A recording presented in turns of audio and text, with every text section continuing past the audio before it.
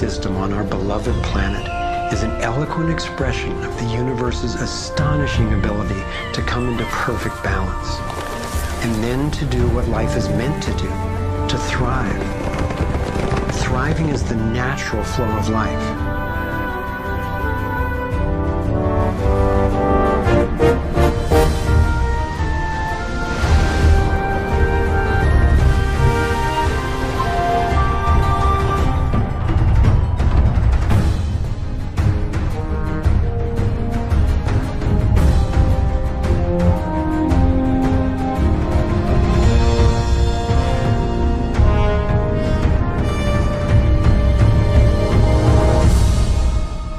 Consider what is surely one of the greatest wonders of all, how a tiny egg and a single irrepressibly plucky sperm can unleash a process that brings forth in the end another one of us.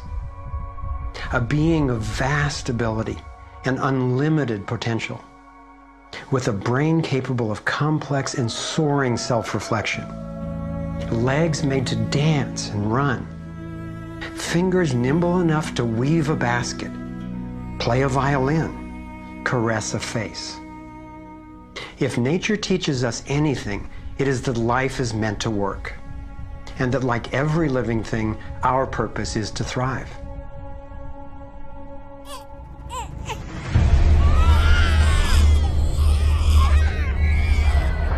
And yet, for the majority of people on the planet, life is not about thriving. It's about surviving, just trying to hang on. Is this really the best we can do? Did the universe labor for nearly 14 billion years only to bring forth a species that would end up as an enemy to life itself and to its own home? I don't think so. My name is Foster Gamble, and I have spent nearly a lifetime trying to figure out what happened. What is happening that could account for the staggering agony and deprivation on this planet? As a young man, driven by the misery I saw and by my fear for our survival, I set out on a journey, seeking to answer questions like, is it even possible for humans to thrive? If so, why aren't we? My research led me to places I never expected to go, revealing surprising discoveries that seemed unrelated at first, but which turned out to be crucially connected, as you'll see. I found a code, a pattern in nature that's been embedded in arts and icons throughout the centuries. I believe this code holds the key to a new source of clean, sustainable energy that could completely revolutionize the way all people live. I came to understand how our economic system is rigged, and I found out what we can do about it. My journey revealed ways we can claim our power to create liberating, healthy systems everywhere on Earth. I have realized that we are not a mistake. We are simply mistaken. We've been blinded to our brilliance, shorn of our strength, ignorant of our genius, unaware of our true power and magnificence. But all that is about to change. I invite you to share with me the highlights of my unlikely journey. I've created this navigator to take us through time and space. Let me show you around. On this screen, we can access what I call our vitals. It's the critical data we don't get from the corporate media, which in the US has consolidated from 50 companies down to 5 in just over 25 years. We'll use this to check on how we're really doing. The right screen tracks how to chart a healthy, sustainable course for living on planet Earth. I call these the navigating insights. And this will be our compass. Instead of a needle seeking north in our Earth's magnetic field, our compass is the shape of the field itself. And that shape, as you will soon see, has amazing technological and social ramifications. After a lifetime quest, I've come to believe that this pattern actually holds the key to a world that works for everyone. So let's go.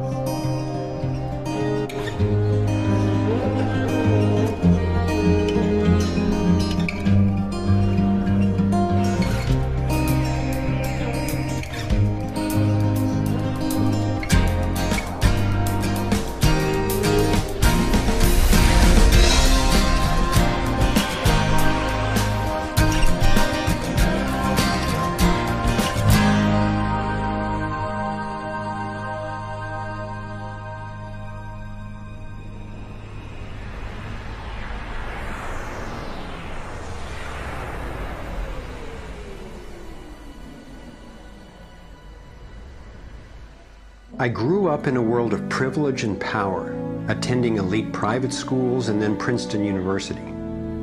As a direct descendant of one of the founders of Procter & Gamble, I was groomed to be a leader in the establishment. But I chose a different path.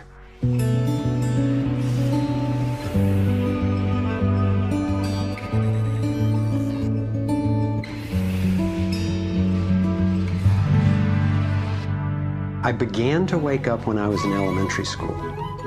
Adults were teaching me that the way to protect myself from a nuclear explosion was to duck under my desk and cover my head.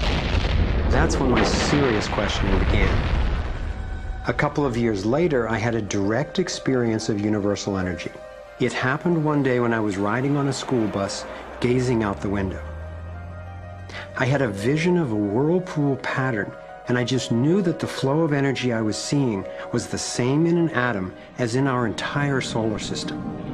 I felt deeply that I, too, was somehow made of that same pattern. This vision was what originally got me into science, into trying to figure out how the universe works and how we humans fit into the overall pattern of life energy. Years later, I learned that the pattern I saw is known by some in the scientific world. It turns out that in 1921, Albert Einstein got a Nobel Prize for discovering that when energy is released in the universe, there are little packets of wholeness that emerge. This pattern actually tells us a lot about how life evolves. Considering the enduring wonders of creation throughout the universe, and how unsustainable so many of our human systems are, I figured learning how the universe creates and sustains life would actually be quite useful. Each of these little packets of wholeness that Einstein discovered, called a quantum, is made out of its surroundings, but is distinct within it, like a whirlpool in water. These packets are always the same pattern, no matter what size, and they are surprisingly relevant to issues as seemingly disconnected as the wars in the Middle East, the global financial collapse, and how to achieve justice for everyone. We're about to explore how. Mathematicians call this pattern the torus. The energy in a torus flows in through one end, circulates around the center, and exits out the other side. It's balanced, self-regulating, and always whole. I was first officially introduced to the torus by scientist and inventor Arthur Young.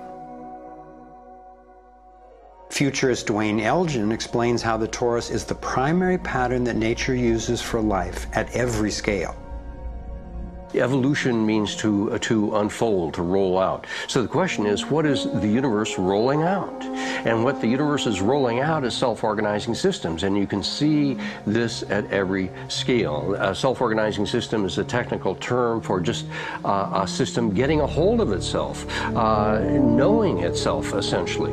And if we go to nature, we can look at and we can see these self-organizing forms throughout. We can see it in the cross-section of an orange, the cross-section of an apple. We can see it in the dynamic nature of a tornado. We can see it in the magnetic field around the Earth, a similar magnetic field around an individual. We can see it in the structure of an entire whirlpool galaxy.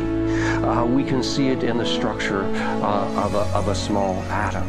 At every scale, throughout its entire history, the universe has one single project. It's growing toruses. The universe is a torus growing factory.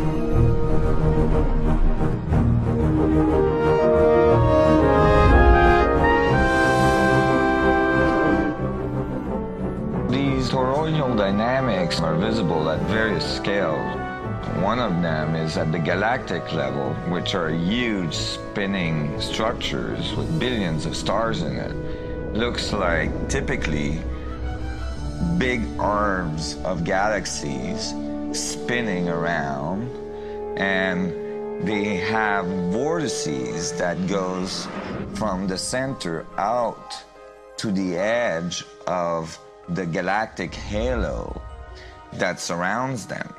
Stars move from this galactic disk out to the halo, down the vortices, and back out again. Stars like Arcturus, for instance, we know have done that path already. That's the appropriate description even for the atmosphere of our planet. The weather goes from the North Pole down to the equator and then back up, from the South Pole up to the equator and then back down. Even the dynamics on the surface of the sun are very similar. Of course, here we're looking at it from an external perspective on a small scale model. When you look at the solar system embedded in the galaxy, embedded in the cluster, embedded in the supercluster, we're traveling in this boundless sea of infinite torus flow.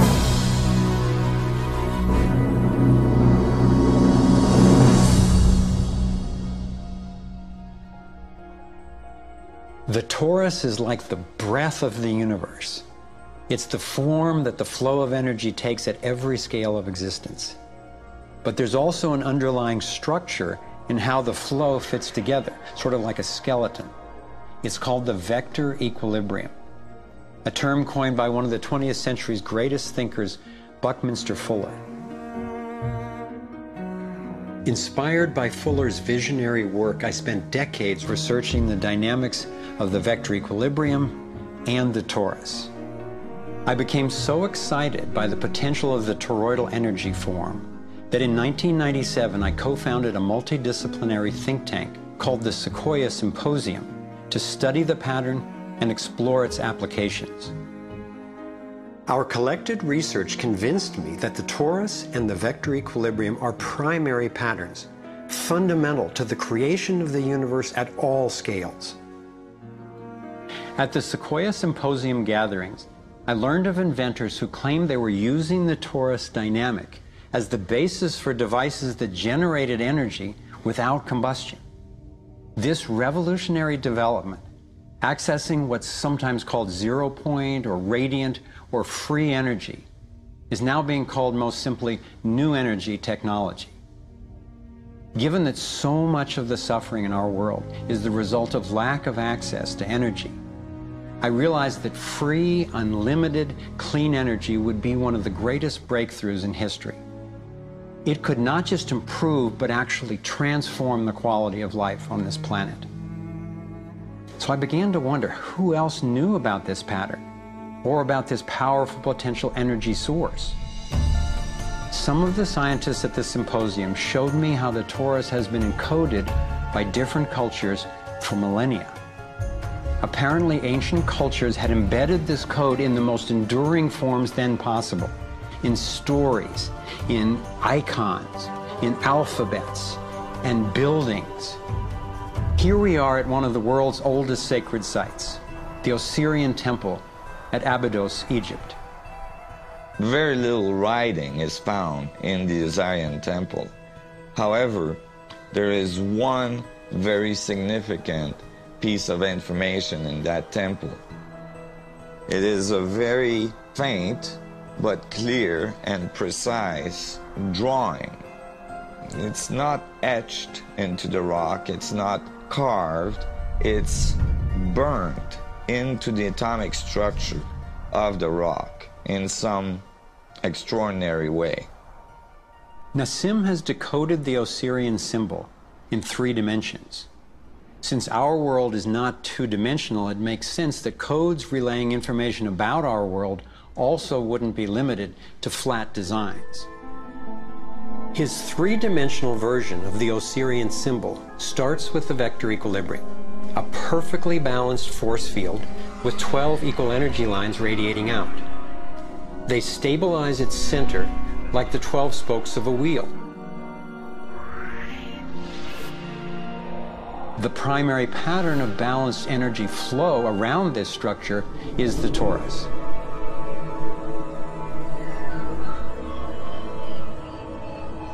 Here we expand to the next larger scale with a total of 64 pyramids called tetrahedra.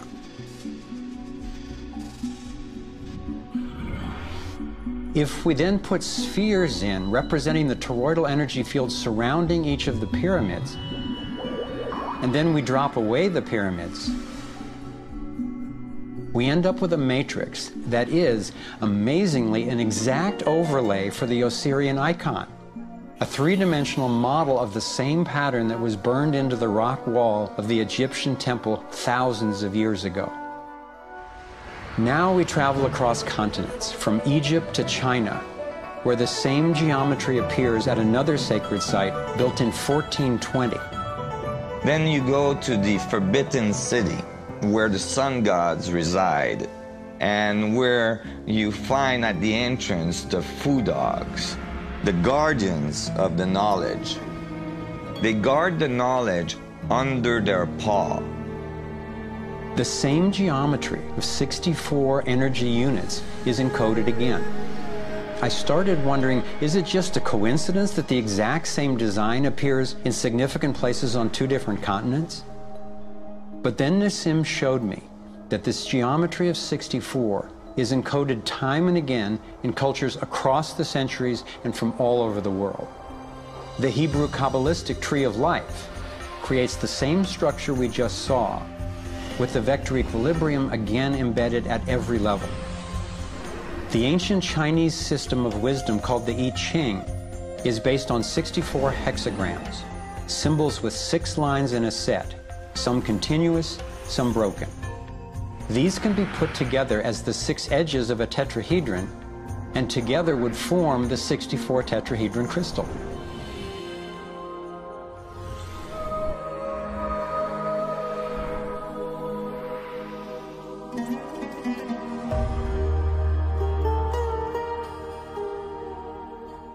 This same pattern shows up in modern scientific research. The double helix has an alphabet of 64 codons that are used to encode our human DNA. I had seen that there was advanced knowledge of the living geometry of the universe thousands of years ago, but how on earth did they know about it? Most of the stories of ancient Egypt and Mayan and Incas talk about sun gods coming to the earth and teaching them engineering and writing and all of their science. I started to wonder if all these sun gods were not advanced civilization coming from another part of our galaxy. These texts and many ancient cultures describe them as coming in flying boats, or in the Vedic tradition, flying machines, and so on. There is many mention of these sun gods coming through time.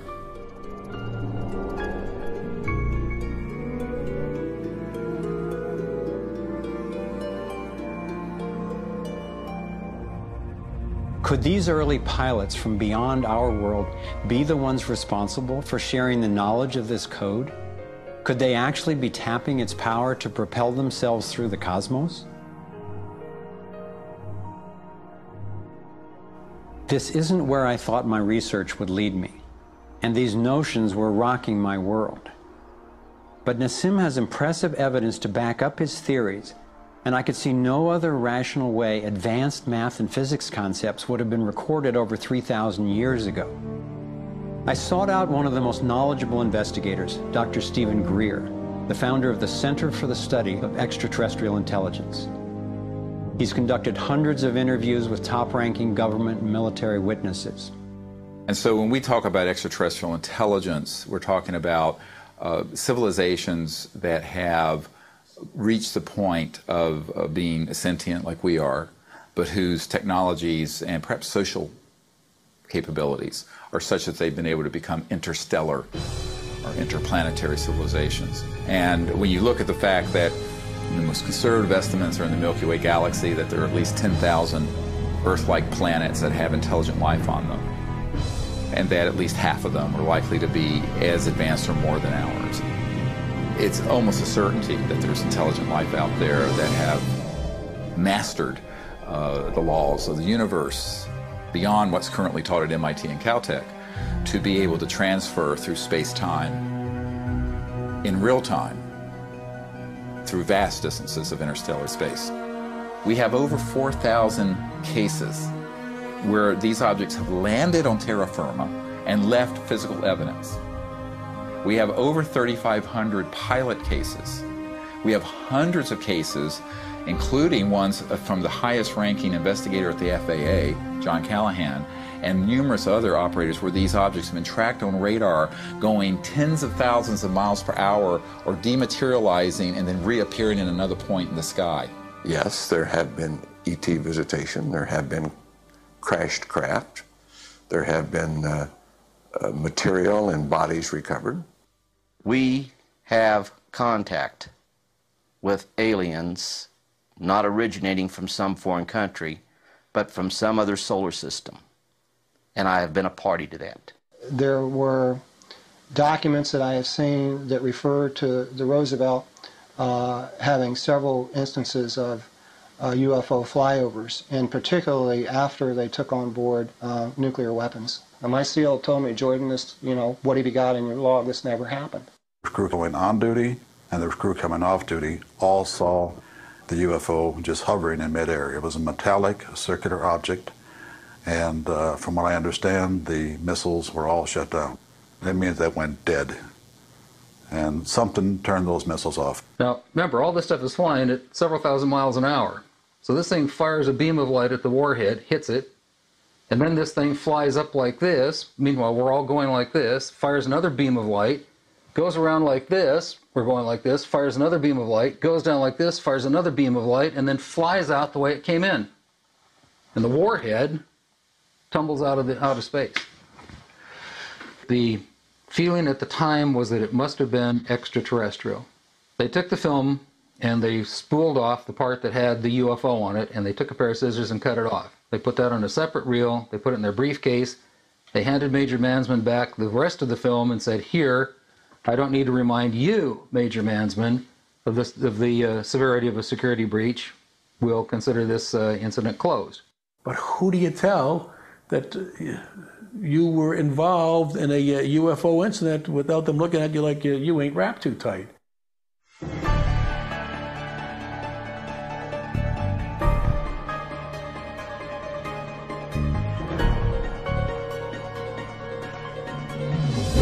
Out of all of the evidence for the existence of UFOs, one extraordinary phenomenon continues to astonish and inspire me. The appearance throughout the world of so-called crop circles. These elaborate designs appear mysteriously swirled into crops of grain in such a way that the stalks are bent over, yet remain alive. More than 5,000 of these patterns have appeared in over 30 countries, most of them in England. The media has led many people, including me at first, to write these crop patterns off as hoaxes, the nighttime work of a few pranksters.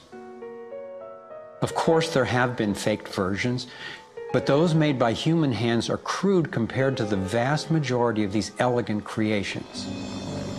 Could hoaxers have created all 5,000 of these patterns? Could a few people with ropes and boards have created something as complex and beautiful as this one, made in the dead of night in a driving rain and leaving no footprints in the soil? The electromagnetic field over the area where the crop's been laid down to create the image is often electrostatically charged. Some of these areas are littered with strange magnetic particles. One of the most amazing crop designs is not a circle, but a rectangle that seems to be a direct response to a message sent out into space in 1974. The message was a radio signal depicting our planet's location in our solar system and Earth's people, in hopes that it might be received and interpreted by an extraterrestrial intelligence. 27 years later, in 2001, this crop design appeared in England, along with what could be a self-portrait of the sender. This message matches the format of the NASA signal and describes a different solar system from ours, a picture of the sender, non-human DNA, and a microwave antenna they apparently used to communicate, rather than the radio antenna that we used. The antenna symbol had appeared a year earlier in exactly the same field, right next to a working radio wave antenna, like the one NASA used to send out the original signal. NASA continues to officially deny extraterrestrial contact of any kind. And yet, year after year, these spectacular creations appear.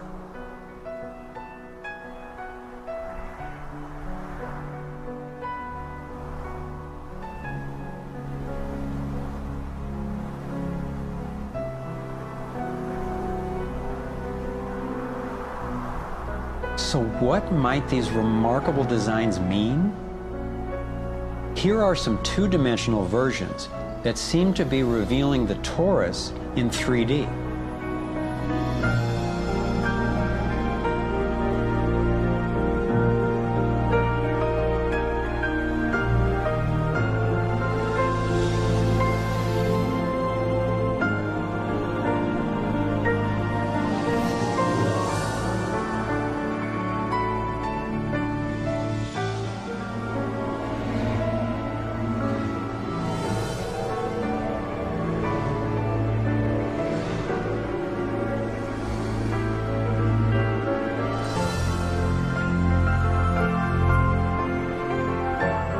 And here is the vector equilibrium.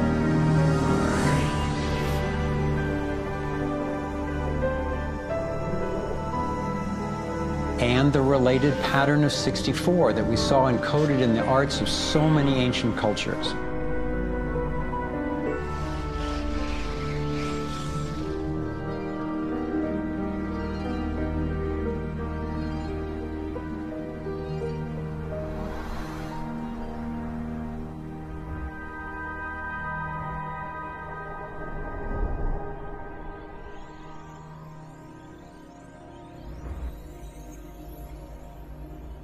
When I saw the coherence between the crop circles and the ancient encodings, I thought regardless of whoever created them and wherever they're from, there must be an important purpose to these designs. They're so coherent. I've come to believe that the pattern of the torus and the vector equilibrium, especially in the form of the 64 tetrahedron crystal, is showing us how energy works in the universe so that we can learn to align with it. I believe that they're giving us a model for accessing energy in a clean, safe, and limitless way, and a new means of propulsion. What more important message could there be to get to us, and especially now, from their perspective, as we're beginning to extend our careless reach beyond our planet? I got further confirmation of this notion when I met Dr. Jack Kasher, a former professor of physics at the University of Nebraska, who has also researched UFO phenomena. Presenting at a Sequoia symposium, Dr. Kasher showed a remarkable series of drawings by a woman named Lane Andrews, who claimed to have been invited onto an extraterrestrial spacecraft. I was startled to see her detailed sketches of the toroidal energy field that she said propelled the vehicle and protected the passengers. I subsequently interviewed James Gilliland. James has many hours of UFO footage from his ranch near Mount Adams in Washington State. He also claimed to have gone on board an alien spacecraft. What blew my mind was that he had never met Lane Andrews and had no knowledge of her experience, yet he described a phenomenon that was amazingly similar: numerous ships with spinning rings of light. Could it simply be coincidental that James and Lane described the same torus dynamic, and that both of these people have been harassed extensively by government and military agencies? To some, the idea of UFOs may sound crazy, and yet from another perspective, it is completely plausible. The Earth is about 4.5 billion years old. That's 4,500 million years old. What if there's another planet that's almost exactly like us? Almost exactly. 4,501 million years old. They're a million years ahead of us. And on a galactic scale, they're almost our twin brothers. So where are we going to be in a million years? We'll have solved all these problems, and there's another way, whether it's wormholes or warping space. There's got to be a way to generate energy so that you can pull it out of the vacuum. And the fact that they're here shows us that they found a way. This is a major shock to the human system that is in process. I understand why people in our generation, people who aspire to positions of political leadership, etc., never dare go near that question, because it's a worldview challenge. It's a fundamental worldview challenge. So here we are, a relatively immature species struggling with possible self-destruction. If aligning with the torus does hold the key to a new form of clean, safe energy access, imagine the implications. This could be the most important technology breakthrough of our times. So who wouldn't want to have an energy source that's unlimited and freely available? That turned out to be a key question, and that's what led me down the next rabbit hole.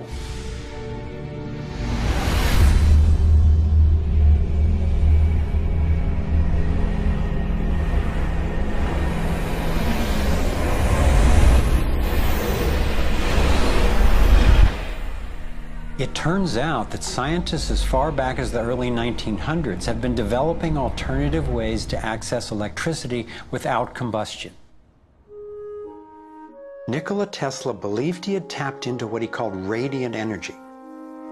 Many scientists believe he was accessing what's now called free energy. But before Tesla could finish the project, his financier, banker J.P. Morgan, who had a monopoly on the copper used for electrical lines, recognized how Tesla's invention could transmit electricity without wires. He then shut down Tesla's funding. Tesla's lab was burned down and he was ostracized, all for trying to implement his vision of unlimited energy for everyone.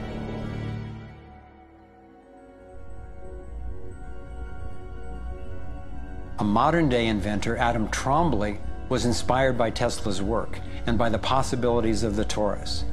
Trombley built a dynamo, a direct current generator that accessed electrical power right out of the air. We were trying to demonstrate that by mimicking the magnetic field of a planet and rotating this device, we could actually create a dynamo that would work. And in fact, it did work, and it does work. So when we contemplate nature, when we contemplate Jupiter, or we contemplate a dynamo like the Earth rotating in space, we're basically talking about a magnet which is rotating in space. And the lines of flux of the magnet are pouring down and through in this toroidal pattern of the magnetic field. It's also expanding and contracting. It's breathing. It's taking in the energy of space literally and transforming it.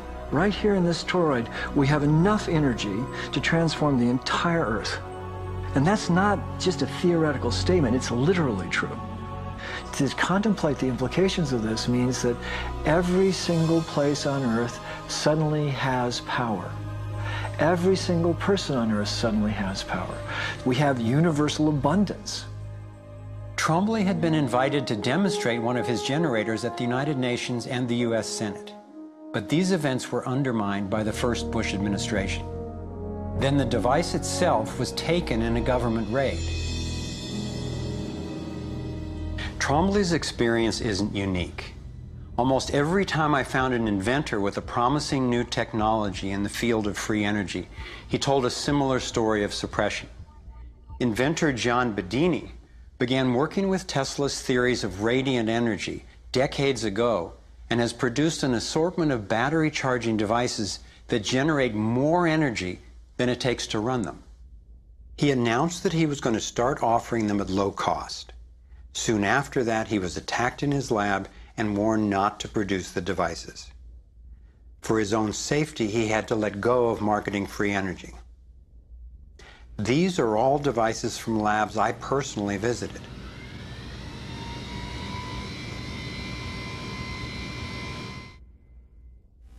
Now.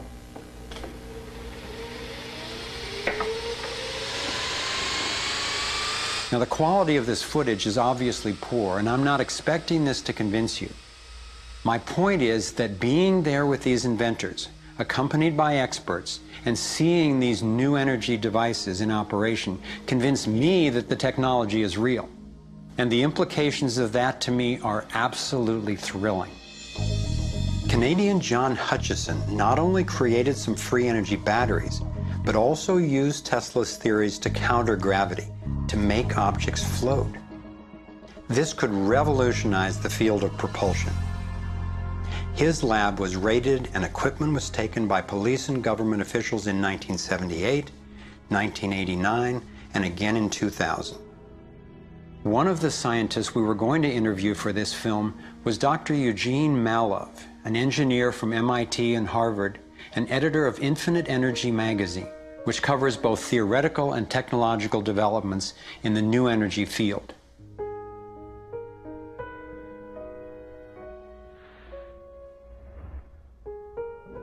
Dr. Malov was mysteriously beaten to death in 2004.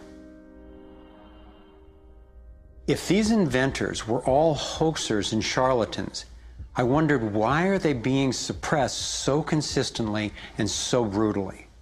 I asked free energy inventor Adam Trombley why he thought this technology was being suppressed, and if the UFO phenomenon was related. We've had major military people at great risk to themselves say, yes, these things are real. Why do you think the military-industrial complex doesn't want that statement to be made? Because you start thinking about what kind of technology is behind that. That's the bottom line. The suppression of UFO phenomena is hand in hand with the suppression of so-called free energy. The energy is extracted from the fabric of the space around us, which means it cannot be metered. That is a direct threat to the single largest industry in the world, energy. It's goodbye ExxonMobil, goodbye oil, goodbye coal, goodbye linear transmission of electricity through power lines, all that gone. Unfortunately, it's someone's $200 trillion piggy bank. The proven oil and gas and coal reserves are worth north of $200 trillion.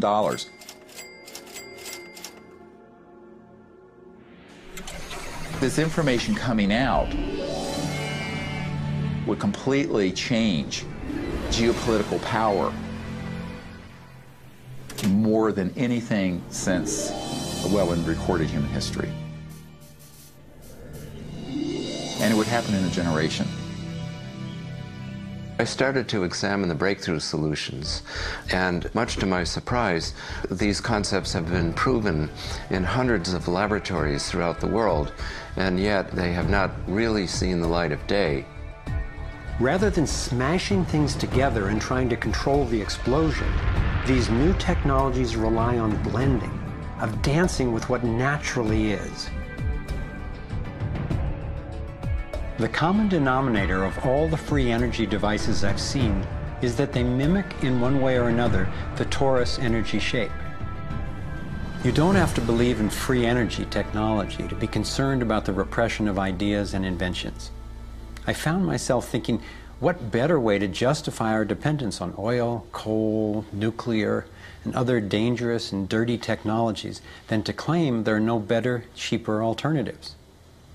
It was my beloved wife and creative partner, Kimberly, who kept bringing me back to the human implications of my scientific research. For me, as intriguing as the tourists and ETs and free energy are, the most compelling question was, would understanding these things really help alleviate human suffering in any way? And it turns out it can. So much of the pain on the planet has to do with the lack of access to energy. Can you stay warm? Can you get food and water? Can you get hospital care?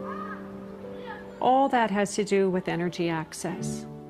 If there is a fundamental pattern, which makes sense to me that evolution would be efficient in that way, and we can align with that pattern to create new technologies that will solve these problems, then it's worth it to me to open my mind to these socially taboo subjects.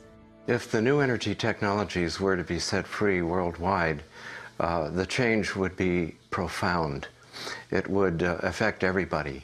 It would be applicable everywhere. These technologies are absolutely the most important thing that's happened in the history of the world. So given the stakes, I decided to ask who's benefiting from suppressing scientific research? Whose wealth and power are threatened by access to clean, free energy? Who has a motive to set up a world where so few have so much and so many have so little? As an independent researcher, I followed one of the cardinal rules of investigative journalism. If a story doesn't make sense, follow the money.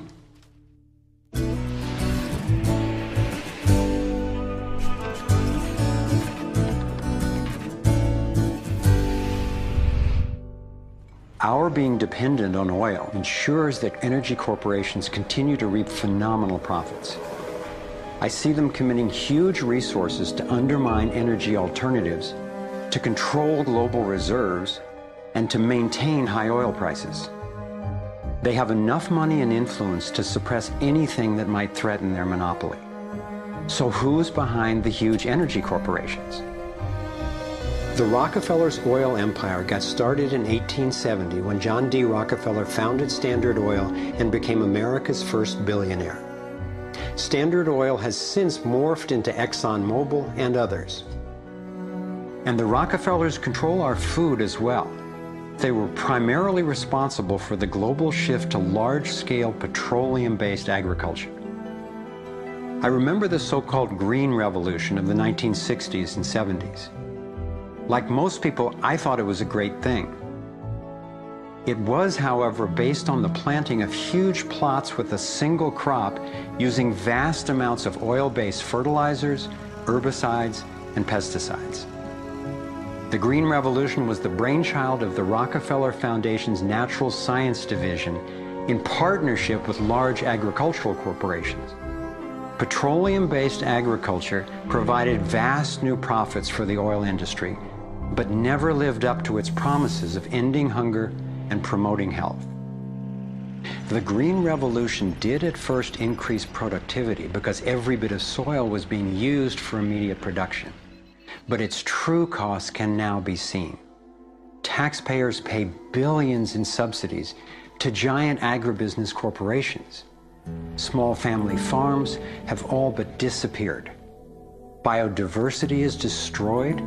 Toxic chemicals poison farm workers and pollute the land, water, and our food supply, endangering the health of us all.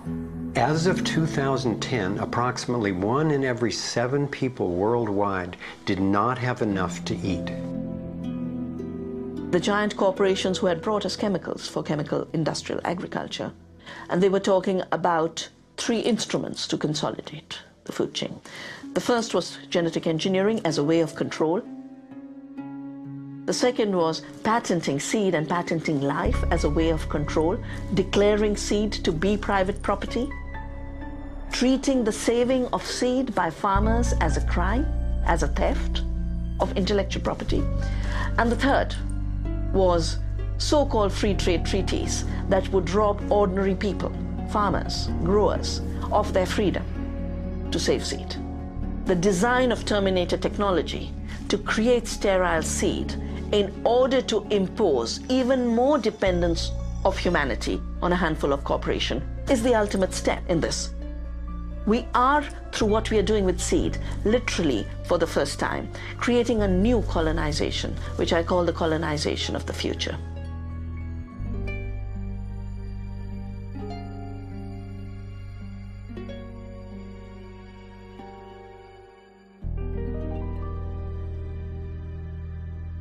So in two crucial areas, energy and food, the same elite banking families and their corporations have taken control, and the consequences have been devastating. For me, it was overwhelming at first to discover such a monopoly of influence, but I knew it was important. Like learning you have a tough but treatable disease. It helps to understand what's causing it and how it operates if the goal is to cure it. So I continued my investigation. If oil and food are controlled by the big banking families, where else does their influence show up? As I followed the money, I began to see this same pattern of control in just about every area of our lives. And I always found the same families in charge, either directly through their banks and corporations or indirectly through their major foundations. Again, it was the Rockefellers who created the National Education Association with help from the Carnegie Foundation and later from the Ford Foundation. What the captains of industry wanted from our schools was an obedient and docile workforce who would be manageable employees and eager consumers. Schools are to establish fixed habits of response to authority. That's why it takes 12 years. You're to respond reflexively when anyone in a position of authority tells you what to do.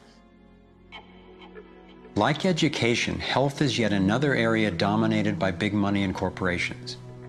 The American Medical Association, for example, is largely funded by the Rockefellers, who use their funding to influence AMA research and decision-making. The average MD in 4 years of medical school takes one course in nutrition, 2.5 hours in many cases, and the materials used, the curriculum materials, are supplied by the National Dairy Council and the National Livestock and Meat Board and other industries, including the Sugar Association, with products to sell that actually undermine our health in the first place. Unfortunately, the way the system of medicine is set up, medical education is primarily funded by pharmaceutical companies. So there's a motive to make and sell as many drugs as possible. It's also a very time-effective way of making money for the physician, for the pharmaceutical company, for the whole medical establishment. But it's really perpetuating the problems it was meant to alleviate. Side effects may include nausea, dry mouth, and constipation. Decreases in white blood cells, which can be serious. Sexual side effects, diarrhea, nausea, and sleepiness. Can lead to coma or death. How far will these forces go to make a profit? Would they actually suppress cures for diseases the way they've suppressed free energy technology? Sadly, my research has shown me the answer is yes. One well-documented example is the case of Dr. Royal Rife. In the 1920s, Dr. Rife invented the most advanced microscopes of his time. He also developed a new technique he called coordinative resonance, which was apparently able to destroy cancerous tumors as well as viruses. In 1934, in clinical trials affiliated with the University of Southern California, Rife's treatment was tested on 16 terminally ill cancer patients. Within 3 months, they were all successfully cured. Soon after, a lab testing Rife's technology was burned down and a frivolous lawsuit was filed. Through the efforts of Morris Fishbein, head of the Journal of the American Medical Association, Rife was essentially shut down and ruined, his brilliant and promising work all but forgotten. It was really hard for me to consider that someone might actually be suppressing cures. And cancer has run through my family like a raging river. I found out that it's all about patents. If a pharmaceutical company can patent and make money from treatment, especially one that we have to keep on using, then that's what we get. Otherwise, we don't even hear about it. It's not just Rife who got shut down. Reen Case had an old Indian Ojibwe formula that was effective. Harry Hoxsey and Max Gerson had natural remedies that worked. But you know, if you go and you look them up, the AMA makes them sound like complete quacks. And that's where following the money has been so helpful, because the same powers who control the AMA and their research and funding control the pharmaceuticals. So there's a multi-trillion-dollar financial incentive to suppress cures that can't be patented. Knowing that cures exist has not taken away the anguish I feel from losing so many people I love to cancer. It's given me something really satisfying to do with the pain. And I believe when we take the love and devotion that we have for everyone who's died and who will die unnecessarily, and direct it to developing and getting these cures out to people who need them, we can break this cancer legacy and heal.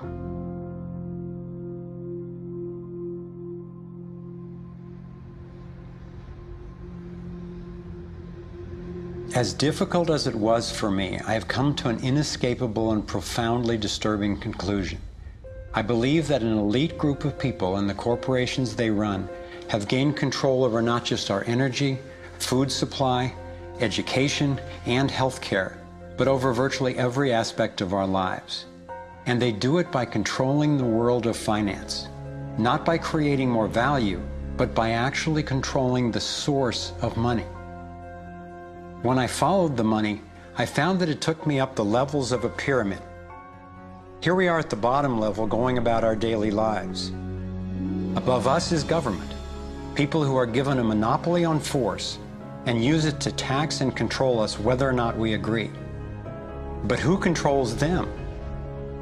At the next level are the corporations. Many would say that it is now corporations and not nation states that rule the world. They call it a corporatocracy.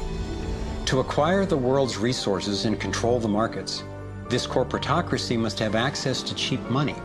The big corporations get their loans at special rates from the big banks, which means that those who control the major banks, the moneyed elite, ultimately control the corporations. As I've followed the money, I've learned that almost everything I once believed about money is simply not true. It's interesting how few questions we actually ask about very everyday things, like when we go into a bank and we ask for a loan of, say, $50,000, £50,000, what actually happens? You see, most people live their lives based on a kind of vague image of what happens. What actually happens is you ask for £50,000, they type into your account £50,000. That's all they do. They don't mint any coins, they don't print any money, they don't move any precious metal anywhere, they just put £50,000 into your account on a computer screen. From that moment, you start paying interest on money that has never, does not, and will never exist. It turns out that banks actually have about 9 times as much money loaned out as they have on reserve in their vaults. This is possible because of what's referred to as fractional reserve lending. The way it works is that the Federal Reserve, or the central bank in any country, is legally allowed to determine the amount a bank must have on reserve. In the US, it's currently around 10%. So if you deposit $10,000 into the bank sets aside 10%, or $1,000, and then loans out the rest of your money. The way it works is, say another person comes into the bank and asks for a car loan of $9,000. At this moment, the bank loans out the $9,000 from your original deposit. It isn't there anymore. The borrower then pays the person selling the car, and they go deposit the money into another bank, which is part of the same central banking system. This $9,000 is treated as a new deposit, and the process continues. The money gets redeposited and reloaned until the initial deposit of $10,000 becomes $100,000. The banking system just created $90,000 by loaning out your money. Apparently it began with the goldsmiths in the 17th century when people were trading in gold. Gold was heavy to carry around, so people stored the actual metal in vaults and traded receipts instead. Those receipts were the first paper money. Since only a few people would withdraw their gold at any given time, the vault owners, basically the new bankers, began creating receipts for more metals than they actually held. They loaned out those receipts and charged interest on money, gold, that they didn't really have. That's how our so-called fractional reserve system was born. In this system, the bankers get to make up money out of nothing, while the rest of us have to work hard to earn it. It has created a modern form of serfdom where the mass of society is now working to pay off their debt to the banks.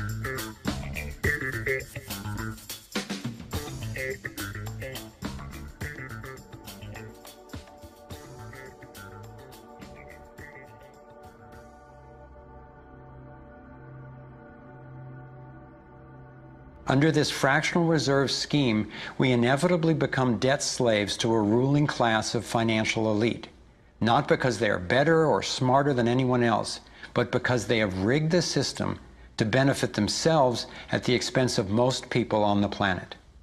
Catherine Austin Fitts is an expert on this issue. She was an Assistant Secretary of Housing and Urban Development under President George Bush Sr., and then an advisor to the Clinton administration. Let's set up a game of Monopoly and you want to buy Park Place. What I can continually do is just print money, give myself more money, lower the value of your money by printing more. No matter how hardworking you are or how successful you are, I can always end up buying you for free. So how come if you or I make up money, it's called counterfeiting, but if the banks do it, it's increasing the money supply? How did the banks get this power? This is Jekyll Island, where in 1910, representatives from the Rockefellers, Rothschilds, Morgans, and other private bankers gathered secretly to draft the legislation that would create the Federal Reserve. Ed Griffin literally wrote the book on what happened at Jekyll Island. Central banks are banking cartels which have gone into partnership with the respective governments in the countries where they operate. And they've been given monopolistic power over the creation of the nation's money supply. That's what the politicians handed to them as a gift, you might say, for the partnership. Now, in return, what did the bankers do for the politicians? They promised to create money out of nothing, now that they've got this legal power to do it anytime the government needs it. And since 2008, we've witnessed the greatest fake money printing run in recorded history. This financial sleight of hand disguises the costs, hides who's to blame, and leaves us as debt slaves working to pay off the bill. I found it revealing that in the same year the Federal Reserve was founded, 1913, the Internal Revenue Service was also established. An income tax was then instigated so you and I would have to pay the politicians' debt plus interest to the bankers. The problem is we have a privately owned central bank system in the United States disguised as a government-owned system. Now, if you look in the telephone book here in the Washington, D.C. area, you look up for Federal Reserve in the blue government pages, it's not there. It's in the white pages right next to Federal Express. It's a privately owned central bank. What is the proper relationship, what should be the proper relationship between a chairman of the Fed and a president of the United States? Well, first of all, the Federal Reserve is an independent agency, and that means basically that there is no other agency of government which can overrule actions that we take.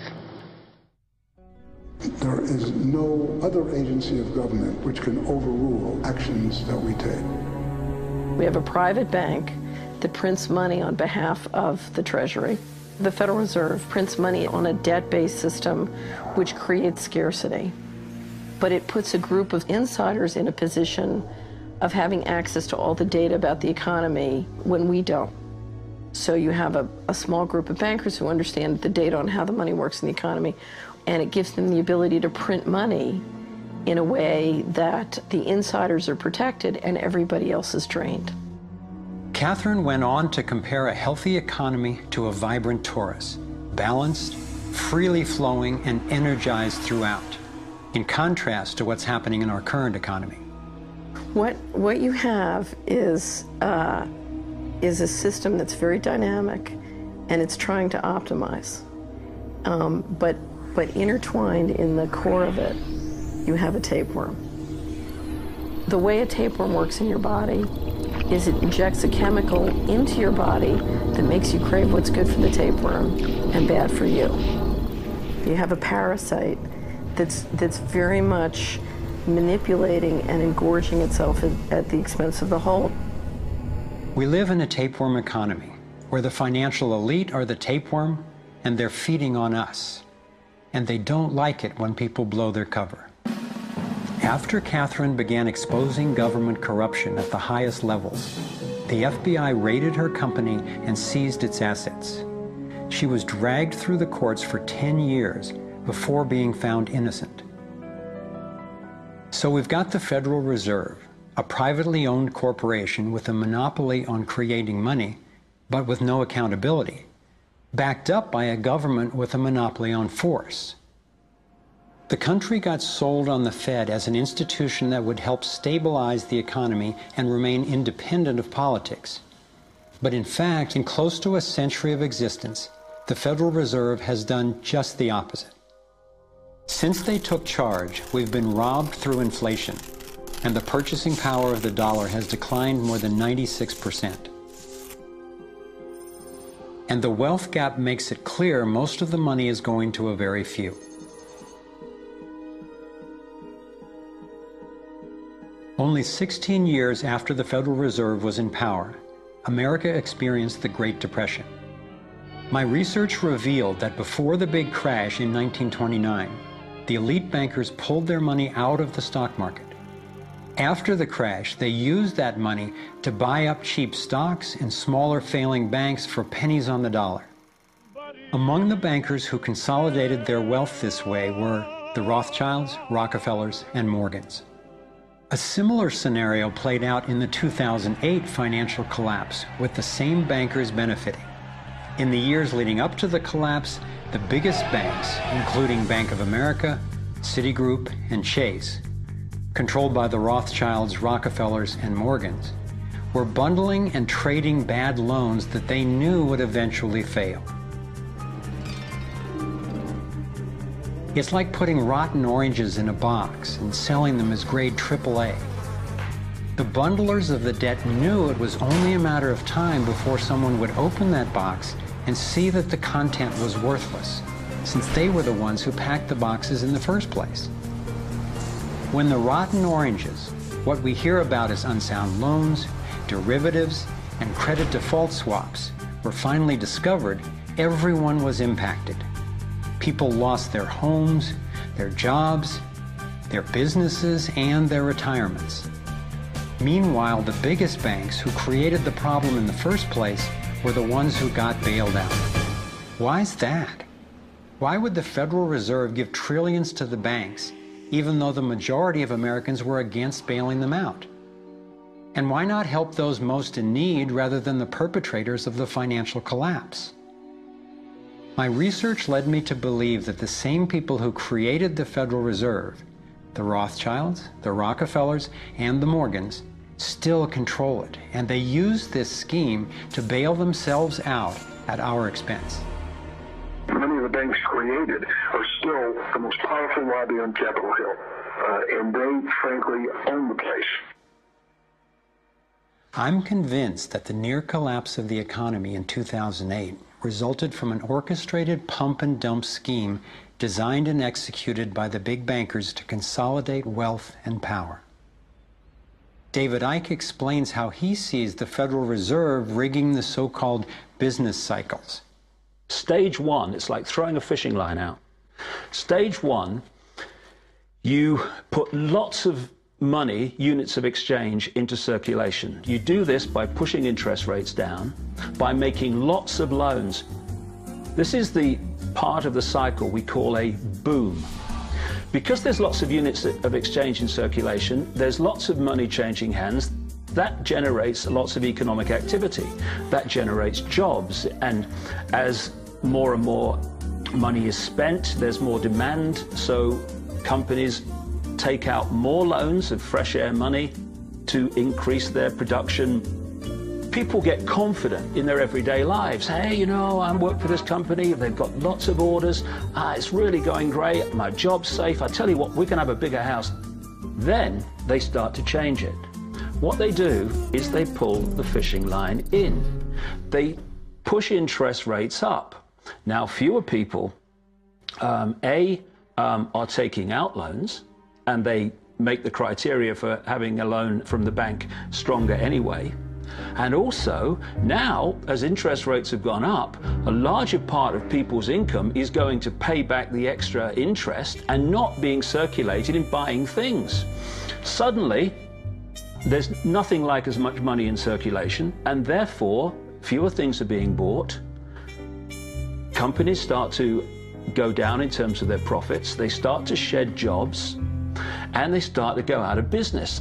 People lose their jobs, they can't pay the mortgage anymore of the big house they took out in the good times. Now what the banks are doing is starting to reel the fishing line in, because as they go bankrupt, companies and individuals, the banks get the real wealth, the property, the land, the resources that they had signed to them for lending merely figures on a screen. Now this economic cycle of fishing line out, fishing line back, lots of units in circulation, pull them in, has been going on for centuries. And what it's done, it's stolen and accumulated the real wealth of the world in the hands of the few.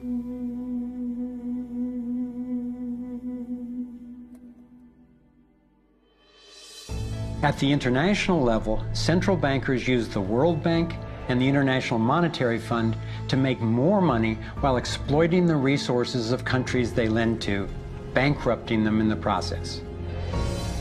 The central bank of central banks is the Rothschild-created Bank for International Settlements.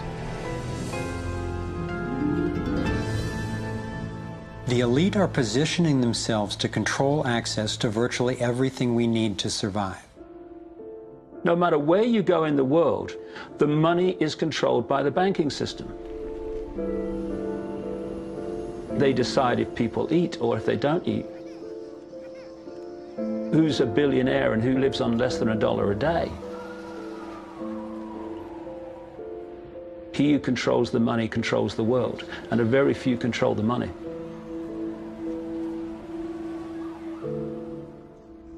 At this point, my view of the world had been turned upside down. I was struggling with the realization that the failure and suffering of so many is actually success and fulfillment for a few. The elite central bankers who fooled the world into letting them create money. They already have vast fortunes, so what is their end game? What is their ultimate agenda?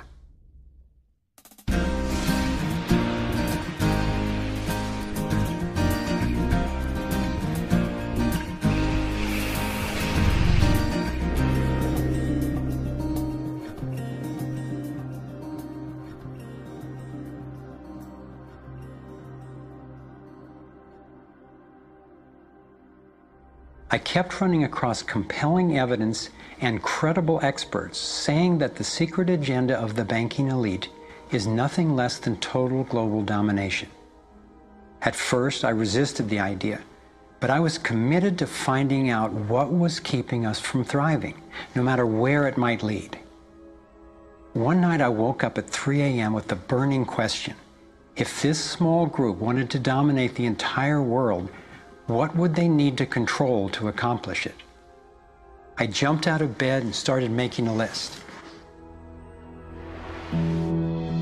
First and foremost, they'd have to control money, and they do. Controlling money allows them to run everything else. They'd need to control energy, and they do.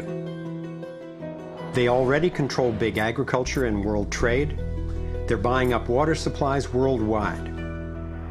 They've got health in their pocket, and they're trying to suppress natural alternatives. Mainly, they'd have to control what information we'd get and how we'd react to it.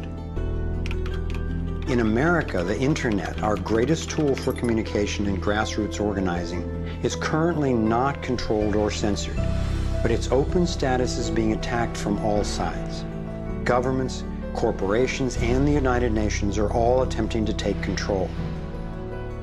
For complete domination, dissent has to be controlled. They'd need to take away our rights, spy on ordinary citizens, and track every aspect of our lives. As the day dawned, I knew that a powerful elite had almost everything set up to rule the world. And I had the frightening realization that Big Brother is not just coming, he's here now. We are already in the Matrix. So how do we get out? To envision that, I realized I needed to discover what their ruling structure looks like and how it works. A relatively small group of families, especially the Rothschilds, Rockefellers, Morgans, and Carnegies, along with the Harrimans, the Schiffs, and the Warburgs, have been leading the controlling elite in the West for generations. I'm not implying that every individual in these families is aware of or active in the global domination agenda. However, I'm convinced the heads of these dynasties control the corporate and banking interests that carry out the sinister scheme that is destroying so many lives. Those secretly driving the agenda have been known by many names. Leaked reports confirm that they meet throughout the world behind closed doors to discuss their agenda. Then, like clockwork, their plans begin to show up in the media, finance, corporate, government, and military arenas. Of course, not everyone involved in these groups is in on the decision-making. There is a hierarchy of knowledge and participation. One of the primary symbols of the controlling elite is the all-seeing eye. It's on the dollar bill. It's on the American mass surveillance system initially called Total Information Awareness. It's on the British intelligence agency MI5. And it even oversees the Supreme Court complex in Israel, designed and funded entirely by the Rothschilds.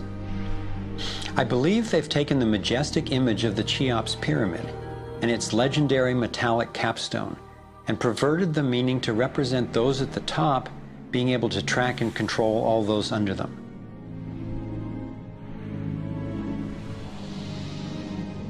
One of the painful ways this information has been used is by people who want to promote anti-Semitism. They wrongly call this a Jewish agenda and continue the ongoing racism that undermines and destroys so many lives. Let me be clear, this is definitely not a Jewish agenda. It's been documented that central bankers even funded both sides of World War II, as well as some of the corporations associated with Hitler's atrocities against the Jews. Since these people have more money than their families would need for generations, and since they have the power to create money, I don't believe wealth is their end goal. After you have all the material things that you could possibly want in life, what is left to excite you? And for many people, the answer is power, global power. They became intellectually elite. They began to think that they had a plan that was better than anybody else's plan. They got the idea that freedom is dangerous. If you give people freedom, you know what? They're probably not going to use it wisely like we think they should. We are smarter than they are. And for their own good, we should rule them. As I came to accept the idea of a ruling elite planning for total global domination, I began to hear these same people actually talking more boldly and publicly about it, only they call it the New World Order. When we are successful, and we will be, we have a real chance at this New World Order. It is a new world order with significantly different and radically new challenges. A new world order can be created. It's a great opportunity.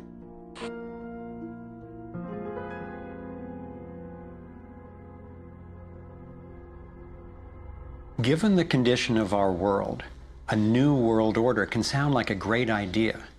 But I had to distinguish between what I was discovering about global domination, a one-world government run by an elite few, and the reality of our global interconnectedness, which is the realization that at a fundamental and even spiritual level, we are not separate, we are all connected. But the agenda for global domination is really the exact opposite. It's a divide and conquer strategy to keep us all pitted against each other, thinking that it's the Democrats or Republicans, the liberals or conservatives who are the problem, when both parties are ultimately serving the same plan. I believe we're heading toward a totalitarian world authority, actually a military dictatorship, run by a tiny elite who have all the power and make all the rules. If they succeed, there'll be nowhere to run, nowhere to hide. Think about it. The whole notion of conspiracy has been so ridiculed that it's socially challenging just to consider it. And there's always a reasonable sounding story to explain any one incident on its own. I personally used to try to justify how the same people consistently ended up with more money and more control by thinking they must just be taking advantage of the situation, but not actually causing it. But after nearly a decade of putting the issues and the evidence together, I am convinced it is not random, and that a few very powerful banking elite families and their political and corporate partners do have an agenda to dominate and control the rest of us. Once I got the reality and the scope of the agenda, I really had to think, how much do I want to know about this? Do I want to focus on the worst of what human beings are capable of? I decided it is worth knowing who these people are and how their organizations operate, because on the other side of the rage and the sadness are clarity and strength, the power we have to focus our efforts effectively now that we understand what's really going on. The greatest prison that people live in is the fear of what other people think. What happened to me as a result of all the ridicule I went through is that I stepped out of the fear of what other people thought. And it's only when you do it that you realize what a prison you lived in before. And what it gave me was a personal understanding of how easy it is for a few to control the many. All you have to do is dictate the norms in society. What is considered right and wrong, moral and immoral, good and bad, sane and insane, possible and impossible. And you build what I call a hassle-free zone. And if you live your life within that zone of perception, belief, and what you say and think, then people will leave you alone because you're normal. Once you step out of that pen and you start to express your uniqueness, what the Illuminati have created is a whole human population of prison warders who are jumping on those that are stepping out of the norm. And it's interesting, when you get to the edge of that hassle-free zone in what you say and you think, you're not thinking, if I do, what about the head of the World Bank? What's he going to say if I do this? No. We're saying, what will my mother think? What about the guys down the bar and the people at work? What will they say? And what the Illuminati have done by creating the norms, they have created an absolute army of people to impose those norms on each other. Their grand strategy for global dominance is already being implemented. They are carving up the world into superstates that transcend national boundaries so that we are easier for them to manage. They have already established the European Union and the African Union. Politicians from the United States, Canada, and Mexico, under the title of the Security and Prosperity Partnership, have been working on the northern part of what could arguably be called plans for an American Union. This has been going on for years without citizen or congressional consent. A Pacific Union is already in process. This is the organizational chart for global tyranny, the structure for complete control. Here are two of the most powerful men in Europe talking about moving to a single world government. It is extremely important that we, in this new ownership of global governance, have, particularly on both sides of the Atlantic, the implementation of the same rules in the same fashion. 2009 is also the first year of global governance with the establishment of the G20 in the middle of the financial crisis. On the international level, the central banking elite have put huge organizations in place to implement their policies, including the World Trade Organization, the World Health Organization, the World Bank, and the International Monetary Fund. John Perkins is a man who knows from decades of his own experience as a so-called economic hitman how the collusion of banks, corporations, and governments has taken over countries around the world.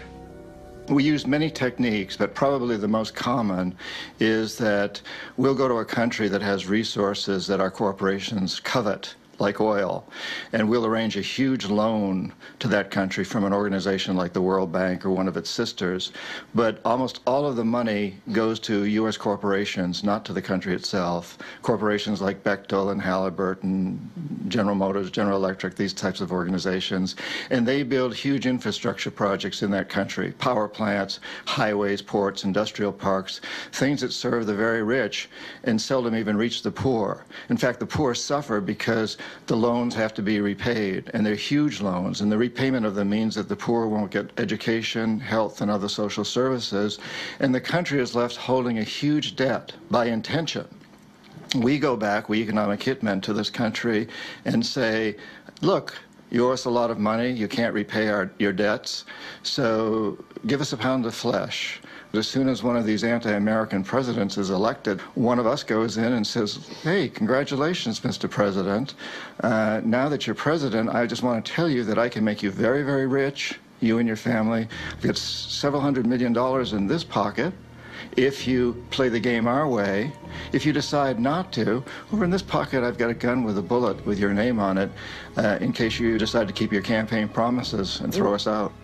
Sell our oil companies your oil real cheap, or vote with us at the next UN vote, or send troops in support of ours to someplace in the world such as Iraq.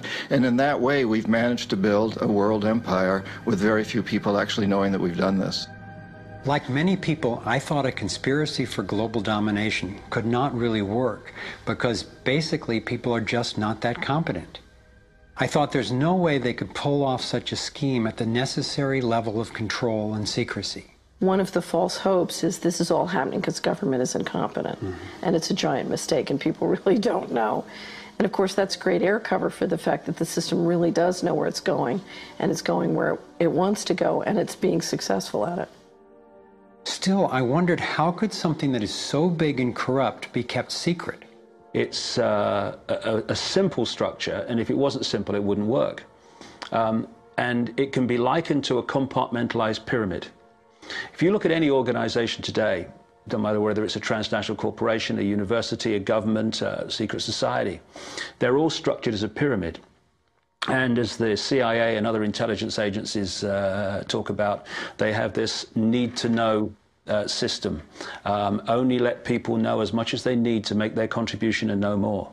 So you take a bank, an individual bank, not that there is such a thing. At the bottom, you've got the people you see when you pass your check over the counter in the bank.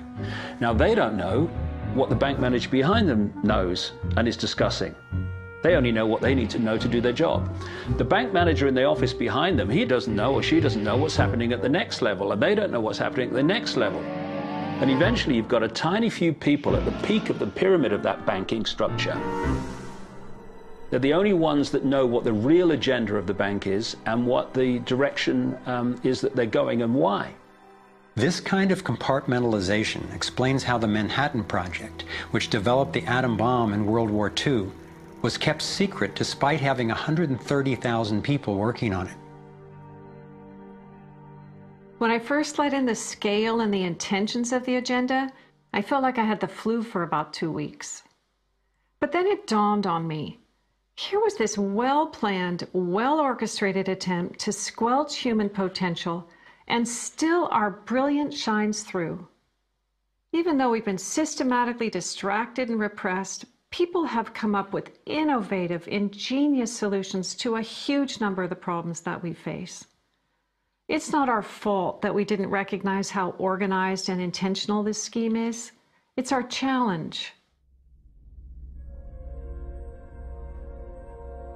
I looked at the kind of world the controlling elite have already given us, and I had to ask, what kind of world would we be living in if they had absolute and complete domination over everyone, everywhere? In this new world order of theirs, a tiny number of people would exercise total control over the lives of everyone through a system of intrusive surveillance, violent suppression of dissent, and debt slavery. Imagine tiny islands of opulence surrounded by a sea of misery, where the mission of the military is to protect the haves from the have-nots. I've come to believe that their endgame is truly ominous, and that they will stop at nothing to continue implementing their plan. As difficult as it may be for Americans to accept, I'm now convinced the agenda of the global elite includes destroying the financial strength and sovereignty of the United States.